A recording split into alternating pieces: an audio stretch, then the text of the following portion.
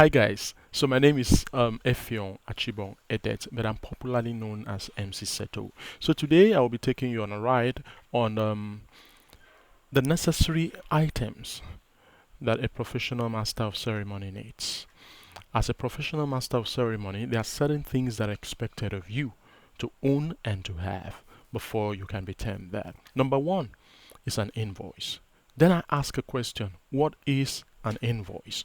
Now, an invoice is an itemized commercial document that records the products or services delivered to the customer, the total amount due, and the preferred payment method. The seller can actually send either paper or electronic invoices to the customer, which includes the cost of the products purchased or services rendered to the buyer. Invoices can Invoices can also serve as legal records if they contain the names of the seller and client, description and price of goods or services, and the terms of payment. Now, the question is, why do we need an invoice? You see, businesses need to create invoices to ensure they get paid by their clients. Now, invoices serve as a legally enforceable agreement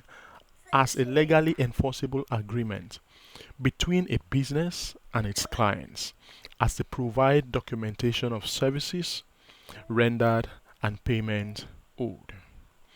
Yes, yes. So, invoices also help businesses track their sales and manage their finances.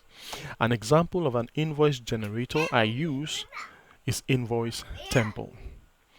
You can track the number of events you've hosted over a period of time using the invoice number. Now, it also shows professionalism and makes your clients respect you for keeping to details. Now, apart from just making the clients respect you see, there's an incident that happened few, I think last month. I was incapacitated. You know, a client reached out to me through Instagram and an event planner, and then asked if I was free for, I think that was 25th of August. And I asked, yeah, what is the event?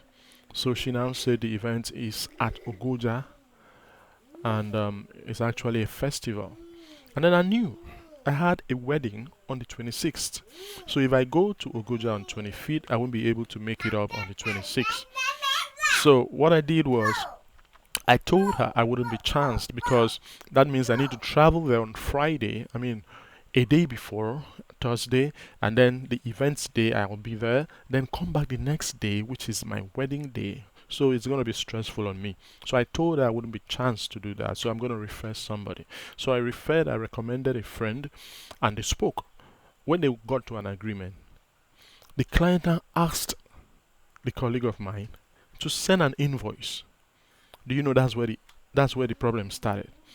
So it was later I came back. I saw a lot of missed calls from that my colleague, but I couldn't call him that day. So the next morning I called him and I was like, "What's the issue?" He said the client asked him to send an invoice before she could make a payment. So the colleague of mine here was beginning to doubt that the client wants to embezzle his money and all of that. So I tried to explain to him, yes, every company needs an invoice from you before they can give you payment. So if you cannot generate an invoice for your customer, how do you want the payment to be made? So that very day, I told him what to do to get an invoice. By the time he sent an invoice, the client had already reached out to him because it was on a full day asking for invoice, and he couldn't send the invoice. So by the time he sent the invoice, the client had already changed her mind. She has reached out to another person who probably sent an invoice, and then the job was given to that person. So he lost that job. You know, I had an issue like that. Why I learned about invoice was there was an event I had. After we spoke with the client from Lagos, he said immediately enters Calabar. We're going to talk. So his flight landed, and we met. We spoke. After we agreed on the payment, the next thing was send an invoice. I've never done an invoice before. So, what was on my mind? I began to call, and I was sitting right with him, you know. So I began to call. He needed to send the invoice to Lagos for them to pay me here in Calabar. So I needed to razzle around. I started chatting my friend, "What's up? Can you do an invoice?" You know. So I don't know how fortunate I was that somebody sent me his own invoice, and then I used that to edit and then send him my own, and then that was how they activated my advance payment immediately. So, as a professional master of ceremony, you need an invoice. So, there's leave the small jobs you're getting. There are some big jobs, big gigs that will come to you, and then they ask for your invoice. You are thrown off balance. So, right now, you need to start. Learn how to get an invoice. The one I use is Invoice Temple. It's easy to use.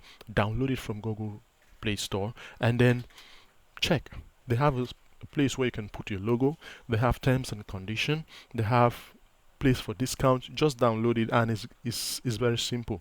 So tomorrow I'll be talking of another thing, but today I just want you to know that as a professional master of ceremony, you need an invoice. What would this make for you? It makes the client look at you here at a certain level, because you ask me, we agree and say, okay, I'm charging 100,000 naira.